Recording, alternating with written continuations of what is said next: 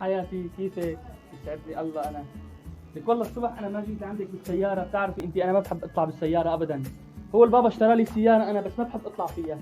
والله صار لي عندي 4 5 سنين، هو سيارتين بصراحه مو وحده، بس انا ما بحب امشي بالسياره ابدا. بتعرفي انت يا روحي. على فكره بتتذكري المطعم اللي تعرفت عليكي فيه؟ ايه لك ايه، هذا ما غيره. إيه اللي كنت رايح كنت اشتغل فيه، قصدي اللي كنت بشرف على الجراثيم فيه انا. هذا المطعم اشترى لي يا بابا، انا كنت روح هيك اشرف على العمال.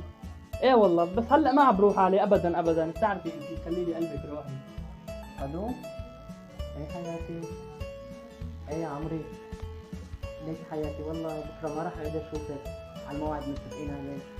صار عنا شغل والله، وطالع على المانيا انا والبابا.